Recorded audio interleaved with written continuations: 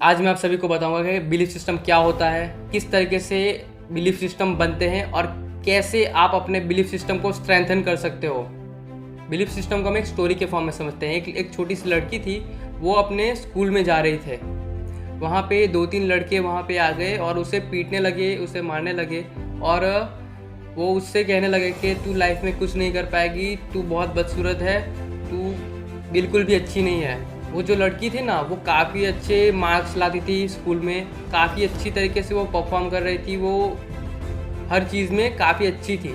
लेकिन धीरे धीरे टाइम के साथ उसकी वो जो स्कूल में जो नंबर थे वो कम आने लगे। धीरे धीरे वो अपना कॉन्फिडेंस लूज़ करने लगी। इस तरीके से उसने अपना खुद के माइंड में एक ऐसा पैटर्न बना लिया कि I am not good enough. उसने ऐसा मान लिया खुद के लिए। तो उस बच्ची के साथ ऐसा क्या हुआ कि वो इतना अच्छे तरीके से स्कूल में और वो सभी जगह पे परफॉर्म कर रही थी, फिर भी उसके डे बाय डे मार्क्स कम आने लगे और वो उसका कॉन्फिडेंस लूज़ करने लगी। एक्चुअली प्रॉब्लम हुई उसकी बिलीफ सिस्टम के साथ। वो अपना कॉन्फिडेंस लूज़ करने लगी because of its belief system.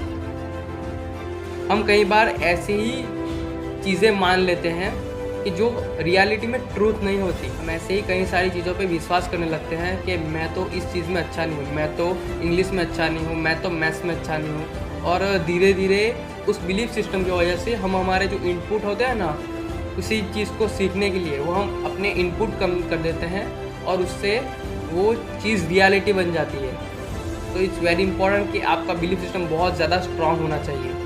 एक यूपी की लड़की थी, वो ट्रेन में ट्रैवल कर रही थी, कहीं से उसको किसी ने धक्का दे दिया, वो ट्रेन से गिर गई। जैसे ही वो गिरी, ट्रेन की पटरियों के नीचे उसका पैर आ गया और उसके दोनों पैर कट गए। वो सारी रात वहीं पे वैसी के वैसी पड़ी रही। जो चूहे थे वो उसकी स्किन को नोच रहे थे, खा रहे थे, और जो इंसेक्ट होते हैं वो भी उसका खून चूस रहे थे। इतनी ख़राब परिस्थिति होने के बाद वो सुबह हॉस्पिटल में जाती है और उसके दोनों पैर कट जाते हैं। उसकी जो बैकबोन होती है वो पूरी तरह से फ्रैक्चर हो जाती है।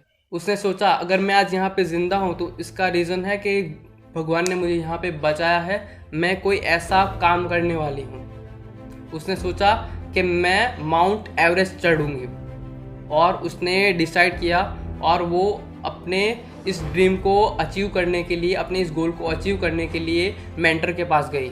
और उसके मेंटर के पास जाके वो बोली तो उसके मेंटर ने उससे कहा, तू तो कब की माउंट एवरेस्ट चढ़ चुकी है, अब तो देरी है उस डेट की जब पूरी दुनिया को पता चलेगा कि तुमने माउंट एवरेस्ट क्लाइम कर लिया है।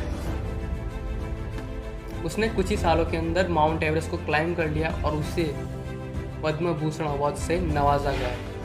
मैं बात कर रहा हूँ अरुणिमा सिन्हा की। So it's called belief system. उसने मान लिया कि मैं कर सकती हूँ। टू बी सक्सेसफुल, अगर आपको किसी भी फील्ड में सक्सेसफुल होना है तो इट्स वेरी इंपॉर्टेंट कि आपका जो बिलीफ सिस्टम है बहुत ज़्यादा स्ट्रांग होना चाहिए। तो कैसे बनते हैं हमारे बिलीफ सिस्टम्स? हमारे बिलीफ सिस्टम बनते हैं हमारे एक्सपीरियंस से, हमारे पर्सपेक्टिव से और हमारे इंटरप्रिटेशन से। अगर आपका कोई भी स्ट्रॉन्ग बिलीफ सिस्टम है तो कहीं ना कहीं आपका जो कोई भी पास्ट एक्सपीरियंस है, आपने कहीं से रेफरेंस मिला है और वो धीरे धीरे वो स्ट्रॉन्ग होता गया है। तो आपका बिलीफ सिस्टम आपके एक्सपीरियंस के बेसिस पे बनते हैं। कैसे चेंज कर सकते हैं हम हमारे लिमिटिंग बिलीफ और नेगेटिव बिलीफ सिस्टम को? सो हियर आर 3 टिप्स कि जिससे आप अपना जो बिलीफ सिस्टम है उसे स्ट्रेंथन कर सकते हैं। पहला, divide your big goal into smaller goals. अपना जो बड़ा गोल है उसे छोटे छोटे पार्ट में डिवाइड करिए। आपका जो एनुअल गोल है उसे मंथली गोल से वीकली गोल और वीकली गोल से डेली गोल में उसे कन्वर्ट करिए और डेली उस पर वर्क करिए।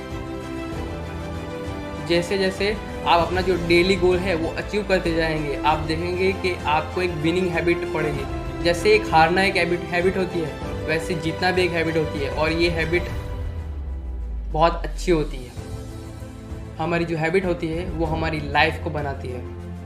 अगर आपने अपनी जो विनिंग हैबिट है उसे एक बार डेवलप कर लिया तो ओवर अ टाइम जब आप अपने छोटे जो गोल्स हैं, डेली गोल्स हैं, उसे अचीव करने लगेंगे तो आपका बिलीफ सिस्टम है वो स्काई रॉकेट अपने आप हो जाएगा। Second tip, knowledge. आप जिस भी फील्ड में हो उसकी कंटिन्यूसली नॉलेज लो और अपनी नॉलेज उस फील्ड में एक्सपेंड करो। डॉक्टर APJ अब्दुल कलाम ने ये एक कोट बोला है, नॉलेज इज़ पावर। एक क्लास में जब टीचर पढ़ाता है तो वो सभी को इक्वली पढ़ाता है, लेकिन जो डिफरेंस क्रिएट होता है वो होता है नॉलेज में। एक फेलियर है, एक एवरेज है और एक टॉपर है। उन तीनों में डिफरेंस क्या है? नॉलेज का। तो इट्स वेरी इंपॉर्टेंट कि आप जिस भी फील्ड में हो अपनी नॉलेज को एक्सपांड करो। Third tip, environment. इसका सबसे बड़ा रोल होता है आपके बिलीफ सिस्टम पे।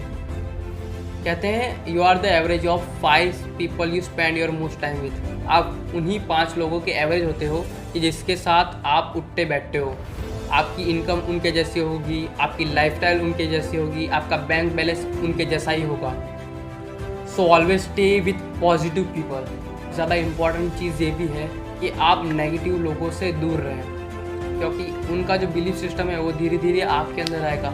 हमारा जो एनवायरनमेंट है ना वो हमारे विल पावर से भी ज़्यादा बड़ा होता है। तो इट्स वेरी इंपॉर्टेंट कि आप हमेशा पॉजिटिव लोगों के साथ रहें जो गोल ओरिएंटेड होते हैं, जो लाइफ में कुछ करना चाहते हैं और वो आपको एक पॉजिटिव वाइब्स देते हैं। वो आपको आप पे डाउट नहीं करते, वो आपको सपोर्ट करते हैं। तो ऐसे लोगों के साथ कनेक्ट करिए। So this is about this video. आपको ये वीडियो कैसा लगा? आप ऐसे ही वीडियोस देखते रहना चाहते हो तो मेरे चैनल को भी सब्सक्राइब करो। अगर आपको ये वीडियो पसंद आया तो इसे लाइक करो। कमेंट डाउन बिलो कि आपको कौन से टॉपिक पे नया वीडियो चाहिए। Thank you very much.